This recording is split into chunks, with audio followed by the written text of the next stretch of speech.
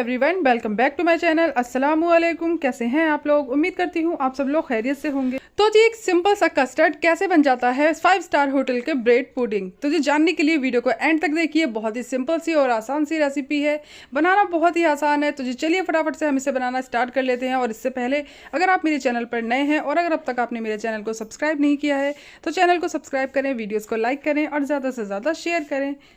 तो जी चलिए फटाफट से हम इसे बनाना स्टार्ट कर लेते हैं। तो जी उसके लिए मैंने एक पैन लिया हुआ है और इसमें हम डाल देंगे 500 ग्राम यानी कि हाफ लीटर मिल्क। तो जी मिल्क को हम अच्छे से गर्म होने देते हैं।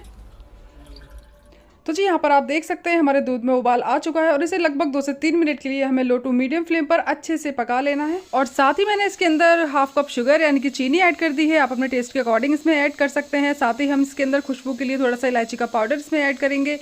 और साथ ही मैंने यहाँ पर कुछ केसर के धागे इसके अंदर ऐड किए हैं 8 से 10। तो आप चाहें तो इसे डालें, ये टोटली ऑप्शनल है। अगर आपके पास है तो आप डाल सकते हैं, वरना आप इसे स्किप कर दें। तो जी यहाँ पर हमें दूध को कम से कम 2 से 3 मिनट के लिए और पकाना है। और उसके लिए हमें क्या करना है, दूध को पकने देते हैं और हम बाकी की जो तैयारी है वो कर लेते हैं। तो जी यहाँ पर हमने एक छोटा सा बाउल ले लिया है और उसमें हम डाल देंगे कस्टर्ड पाउडर। तो जी मैंने यहाँ पर 2 चम्मच कस्टर्ड पाउडर लिया है। मैंने वनीला फ्लेवर का लिया है, आप चाहें तो कोई भी ले सकते हैं। तो जी इसको डालने के बाद हमने यहाँ पर ले लिया है ठंडा दूध। तो आधा कप मैंने यहाँ पर दूध लिया है और इसे हमें डालकर अच्छे से मिक्स कर लेना है। कस्टर्ड को मिक्स करने के लिए हमेशा ठंडे दूध का ही यूज़ किया जाता है।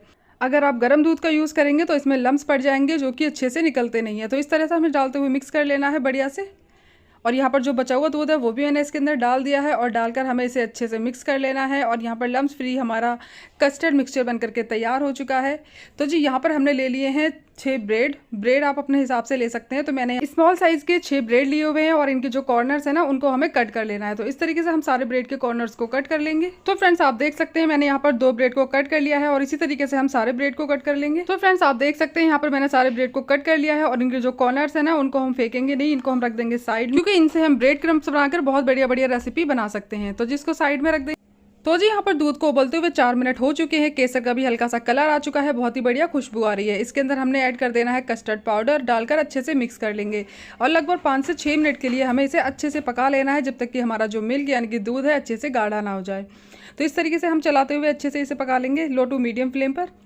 तो जी हाँ, जब तक हमारा कस्टर्ड हो रहा है तब तक हमने यहाँ पर एक पैन रख दिया है गैस पर और उसमें हमने डाल देना है देसी घी। तो जी घी को हमें गर्म कर लेना है। घी हमारा गर्म हो चुका है। तो यहाँ पर हमने जो ब्रेड को कट करके रखा था ना, ब्रेड को हमें अच्छे से ब्राउन कलर आने तक अच्छे से फ्राई कर लेना है। तो जी इस तरीके से हम इन्हें फ्राई कर लेंगे। सारे ब्रेड को हमें इस तरीके से ही फ्राई कर लेना है। ब्रेड हमारे फ्राई हो चुके हैं। तो जी यहाँ पर हमने जो कस्टर्ड को रखा था ना पकने के लिए, वो बहुत अच्छे से पक चुका है। आप देख सकते हैं 6 से 7 मिनट हो चुके हैं और बहुत ही बढ़िया एकदम गाढ़ा सा हमारा कस्टर्ड बन करके तैयार है। तो जी हमें यहाँ पर गैस का फ्लेम ऑफ कर देना है और इसको हम रख देंगे ठंडा होने के लिए। ठंडा होने के बाद ये और भी ज़्यादा थिक हो जाता है। तो जी यहाँ पर आप देख सकते हैं कस्टर्ड हमारा ठंडा हो चुका है और ठंडा होने के बाद ये और भी गाढ़ा हो चुका है। तो जी चलिए फटाफट से हम इसे असेंबल कर लेते हैं। तो उसके लिए मैंने यहाँ पर एक स्क्वायर शेप का बाउल ले लिया है। आप चाहें तो कोई भी ट्रे या कोई भी बर्तन ले सकते हैं।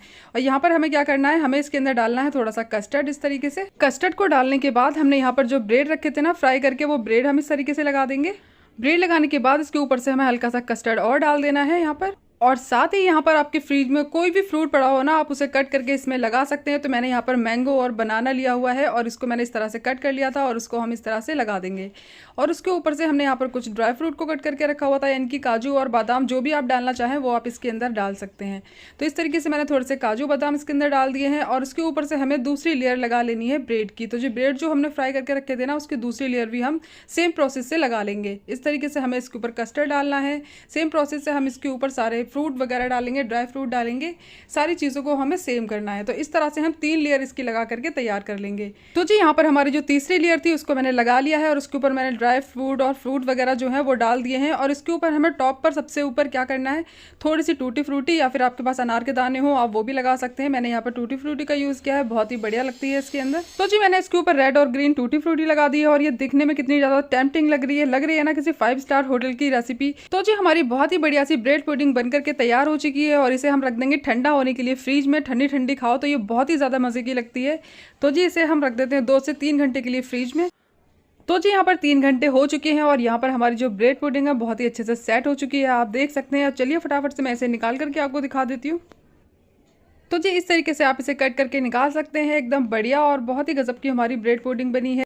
कस्टर्ड बनाकर तो आपने कई बार खाया होगा, लेकिन कस्टर्ड की ये शानदार रेसिपी एक बार ज़रूर से बनाकर देखिएगा। बहुत ही गजब की लगती है और गर्मियों में ठंडी ठंडी बहुत ही अच्छी लगती है खाने में। तो जी एक बार आप इसे घर में ज़रूर से बना करके ट्राई कीजिएगा और मुझे कमेंट करके ज़रूर से बताइएगा कि आपको मेरी ये रेसिपी कैसी लगी।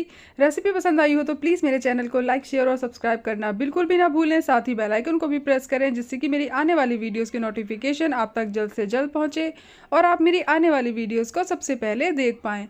तो गाइज़ हमें दीजिए इजाज़त, मिलते हैं नेक्स्ट वीडियो में। तब तक के लिए टेक केयर, बाय बाय, अल्लाह हाफिज़।